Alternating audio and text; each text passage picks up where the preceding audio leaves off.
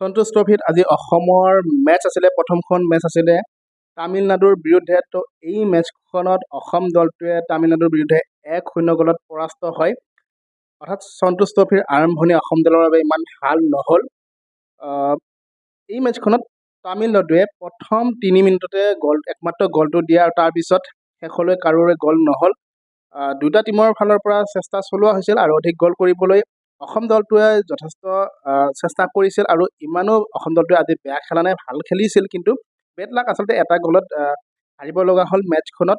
তো আৰম্ভণিতে প্ৰথম 3 মিনিটতে গ'লটো দিয়াৰ পিছত তামিলনাডুৰ ফালৰ পৰা আচলতে তামিলনাডুৱে আৰু এটা সুন্দৰ সুযোগ পাইছিল, পেনাল্টি এটা পাইছিলে প্ৰথম হাফৰ শেষৰ ফালে, কিন্তু সেই পেনাল্টিটোৰ সুযোগ আচলতে হেৰুৱালে, সেইটো গ'ল কৰিব নোৱাৰিলে তামিলনাডুৱে।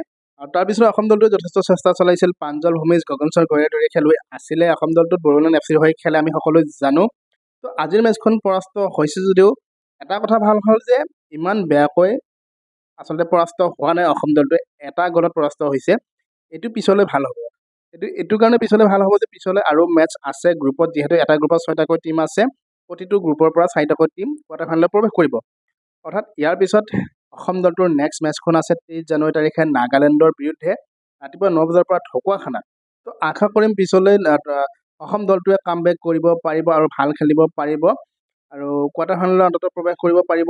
এতিয়াও যথেষ্ট সময় আছে, প্ৰথমখন মেচহে গৈছে গ্ৰুপৰ আৰু বেছিভাগ মেচে আছে অসম দলটোৰ।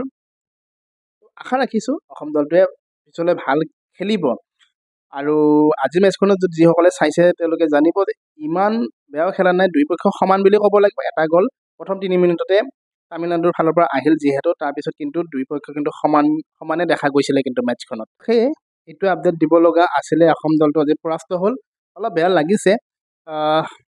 তথাপিও আশা কৰিম পিছলৈ কামবেক কৰিব। আৰু এইখিনিতে আৰু এটা কথা জনাই থওঁ যে আপোনালোকে সন্তোষ ট্ৰফিৰ মেচবিলাক FIFA+ এপছটোত চাব পাৰিব।